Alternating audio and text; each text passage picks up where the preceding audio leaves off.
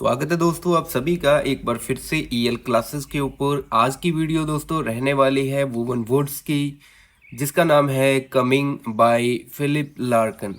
तो दोस्तों ये बहुत अच्छी पोम है। इस पोम के अंदर जो फिलिप लार्किन है, हालांकि वो अभी वयस्क हो चुके हैं, लेकिन वो अपने बचपन के उन दिनों को याद करते हैं जो दिन उन्होंने स्प्रिंग के टाइम में या बसंत के टाइम में उन्होंने गुजारे थे।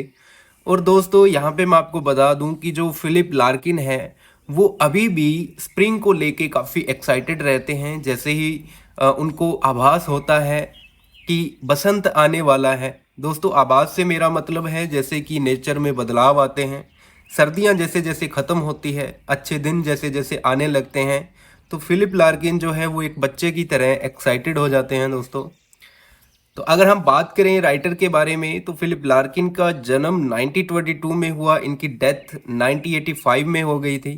ये एक पोइट थे, नॉवलिस्ट थे और एक लाइब्रेरियन थे दोस्तों। ये खास रूप से अपनी डायरेक्ट और मेलेंचुली स्टाइल के लिए दोस्तों जाने जाते हैं, जो ऑर्डिनरी लाइफ और ह्यूमन इमोशन के ऊपर दोस्तों लिखते हैं। इनका वर्क जो है, उनमें से सबसे खास जो वर्क्स हैं दोस्तों वो है दी वटसन वेडिंग्स और दी हाई विंडोज़।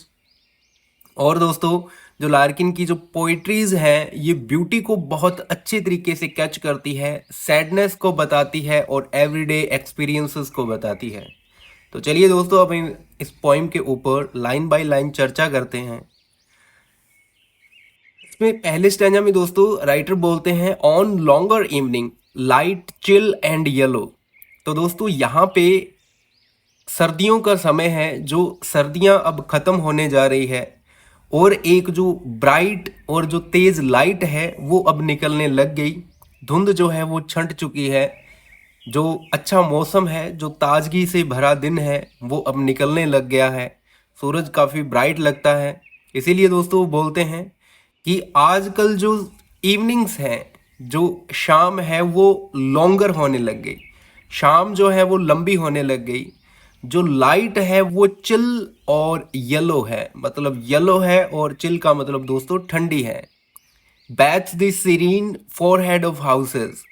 और ये जो सीरीन है, मतलब ये जो दिन है, ये जो अच्छे दिन हैं, ये बात कर रहे हैं। बात कर दोस्तों नहला रहे हैं।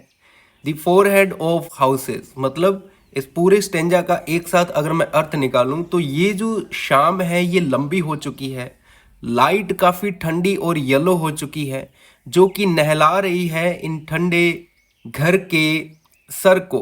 तो दोस्तों यहाँ पे फोर हेड ऑफ हाउस दोस्तों यहाँ पे पर्सोनिफिकेशन है, क्योंकि घर के सर नहीं होते, यहाँ पे विरोधाभास हो रहा है। और दोस्तों घर को कभी नहलाया नहीं जा सकता, घर को धूप से ढका जा सकता है। तो यहाँ पे बैदकार दोस्तों ढकने से है, न कि नहलाने से है। दोस्तों नेक्स्ट स्टेंजा में वो बोलते हैं ए थ्रश सिंग्स। थ्रश दोस्तों आप एक पक्षी होता है, जिसको आप तस्वीर में देख सकते हो कि एक थ्रश नाम का पक्षी जो है वो गाना गाता है। लॉरेल सराउंडेड, उस गार्डन में जिसके अंदर लॉरेल के खूब सारे पेड़ हैं। सराउंडेड का अर्थ जो ढका हुआ है या जो घिरा हुआ है लॉरेल के पेड़ से, उस गार्डन में जो थ्रश नाम का पक्षी है वो गाने गा रहा है। In the deep bare garden, इस गहरे, बेयर का अर्थ होता है दोस्तों नंगे और गार्डन का मतलब बगीचे में। यहाँ पे दोस्तों बेयर गार्डन का अर्थ ये है कि देखिए दोस्तों, जब सर्दियाँ जब जाती है और जब बसंत आता है, तब जो गार्डन है उसके सारे पत्ते, जो पेड़ जो पौधे हैं उनके सारे पत्ते झड़ जाते हैं और स्प्रिंग में दोस्तों नए पत्ते निकल के आते हैं। तो इसीलिए राइटर बोल रहे हैं कि जो गार्डन है वो बेयर हो चुका है, मतलब कि उसमें ज़्यादा पत्ते नहीं हैं, उसमें ज़्यादा फूल फल नहीं है, लेकिन उसमें फूल निकल जाएंगे जल्दी ही, उसमें पत्ते आ जाएंगे। ये जो गार्डन है वो एकदम बेयर है। और इट्स फ्रेश पील्ड वॉइस, और इसकी ताज़ा और जो तीखी आवाज़ है, जो थ्रश पक्षी है इसकी ताज़ा और जो तीखी आवाज़ है, astonishing the brick works. Brick works का अर्थ है दोस्तों दीवार से, ब्रिक का अर्थ होता है ईंट, ब्रिक वर्क का अर्थ होता है ईंटों से किया गया काम यानी कि दीवार। कि इस पक्षी की जो तीखी और जो मधुर आवाज़ है वो ईंटों की दीवार को भी एस्टोनिश कर रही है, यानी उसे भी आश्चर्यचकित कर रही है, उसे भी चकाचौंध कर रही है। तो होप सो दोस्तों आपके ये पोइम अच्छे से समझ में आ रही होगी कि मैं क्या बोल रहा हूँ। तो दोस्तों नेक्स्ट स्टेंजा में राइटर बोलते हैं कि it will be spring soon, it will be spring soon, कि बसंत जल्दी ही आ जाएगा, बसंत जल्दी ही आ जाएगा।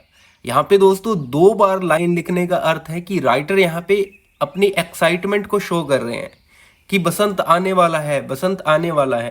तो हम दोस्तों यहाँ से 2 चीज़ें सोच सकते हैं। पहली कि राइटर जो है उसे बचपन से ही स्प्रिंग बहुत पसंद है, वो स्प्रिंग को लेके हमेशा ही एक्साइटेड रहता है। और दोस्तों दूसरी बात यह है कि राइटर हालांकि अभी बड़े हो गए, लेकिन उनके अंदर जो स्प्रिंग का बचपना है वो भरा हुआ है। वो उसी तरह से एक्साइटेड होते हैं जैसे कि वो बचपन में होते थे। इसलिए उन्होंने इस लाइन का शायद से 2 बार यूज किया है। एंड आई, और मैं, हुज चाइल्डहुड, जिसका बचपन, is a forgotten boredom. Boredom का अर्थ होता है दोस्तों उबाऊपन, फॉरगेटन का मतलब भुला दिया गया। और मैं, जिसका वो उबाऊ सा बचपन भुला दिया गया है, फील लाइक ए चाइल्ड, अब वो वापस एक बच्चे की तरह महसूस कर रहा है। मतलब कि मैं वापस एक बच्चे की तरह महसूस कर रहा हूँ।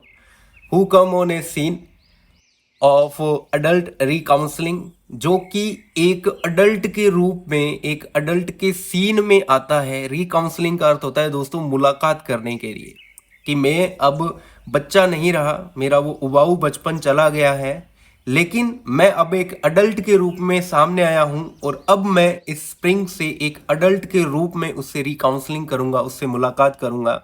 And can understand nothing but the unusual laughter and starts to be happy.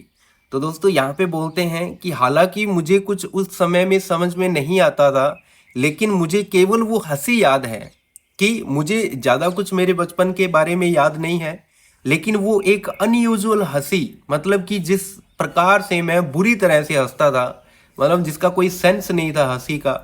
हंसना भी दोस्तों ऐसा हंसना कि मतलब पता ही नहीं कि कैसे हंस रहे हैं, कोई रिदम नहीं थी, कोई टोन नहीं था। And starts to be happy, और मैं वापस खुश होने लग गया हूँ। इस बसंत के आगमन को देख के मैं वापस खुश होने लग गया हूँ। शायद मेरा जो बचपन था वो वापस आ रहा है, मैं उस बचपन की तरह वापस एक्साइटेड हो रहा हूँ। तो होप सो दोस्तों आपकी ये पोम समझ में आई होगी। दोस्तों आप हमें टेलीग्राम पे फॉलो कर सकते हो, जिसका लिंक मैं आपको डिस्क्रिप्शन में दे दूंगा, जहाँ पे मैं काफ़ी इंपॉर्टेंट जो पीडीएफ्स हैं उनको अपलोड करता रहता हूँ। और दोस्तों आप हमें ज़रूर से सब्सक्राइब कीजिएगा, ताकि आप आने वाली वीडियोज़ को बिल्कुल भी मिस ना कर पाओ।